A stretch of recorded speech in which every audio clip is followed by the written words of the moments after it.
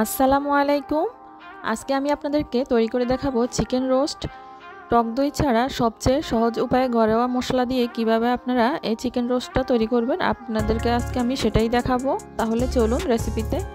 এখানে আমি 4 piece chicken নিয়ে নিয়েছি। এগুলোকে আমি লবণ দিয়ে মেখে রেখে দেব আধা ঘন্টার মতো। এখন এখানে আমি নিয়ে নিয়েছি কিছু কিশমিশ এবং কাজু বাদাম, এগুলোকে আমি বেটে নিচ্ছি। আপনারা চাইলে ব্লেন্ডারেও ব্লেন্ড করে নিতে পারেন।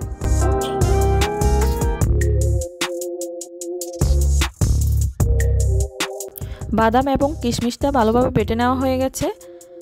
এখন আমি একটা কড়াইতে দিয়ে দিচ্ছি পরিমাণ মতো তেল।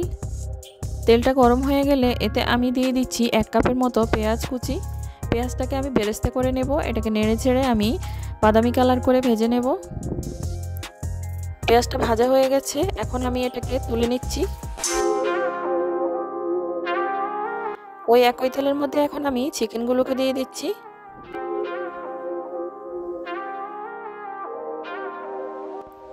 ঢাকনা দিচ্ছি যাতে করে তেলের ছিটে এসে গায়ে না পড়ে। এখন আমি চিকেনটাকে দুপাশে বাদামি কালার করে ভেজে নেব।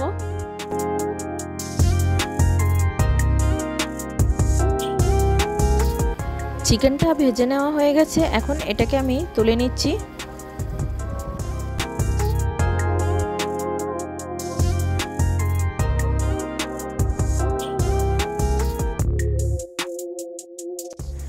এখন আমি ওই তেলের মধ্যে দিয়ে দিচ্ছি 1/2 কাপ পরিমাণ পেঁয়াজ কুচি। পেঁয়াজ কুচিটাকে নেড়ে ছেড়ে আমি একটু হালকা বাদামি কালার করে ভেজে নেব।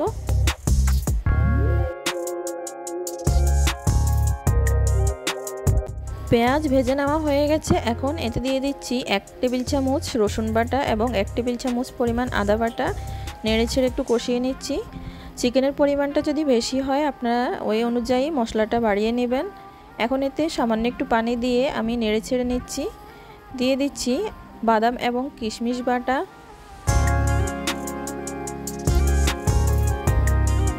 নেড়ে ছেড়ে এগুলোকে আমি একটু কষিয়ে নিচ্ছি। এখন দিয়ে দিচ্ছি রোস্টের মশলা। আপনারা যে কোনো ব্র্যান্ডের রোস্টের মশলা নিতে পারেন। আমি এখানে 1 প্যাকেটের 3 ভাগের 2 ভাগ মশলা দিয়েছি। মশলাটা দিয়ে আমি এখন ভালোভাবে এটাকে নেড়ে ছেড়ে কষিয়ে নিচ্ছি তেল ওঠা পর্যন্ত।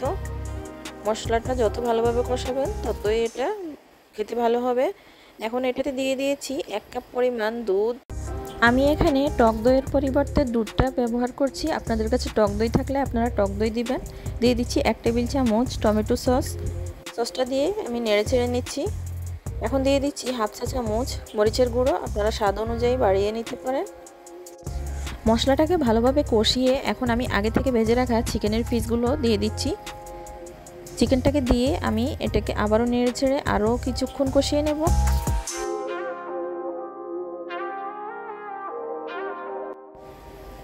এখন আমি দিয়ে দিচ্ছি স্বাদ মতো লবণ, দিয়ে দিচ্ছি 1 চা চামচ চিনি।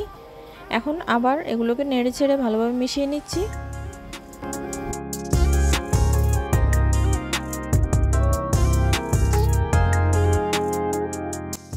এ পর্যায়ে আমি আরও 1 কাপ পরিমাণ দুধ দিয়ে দিচ্ছি আরও 1 কাপ পরিমাণ পানি। চিকেনটা সিদ্ধ হতে যে পরিমাণ পানি লাগবে সেই পরিমাণ দুধ দিয়েছি আমি এখানে।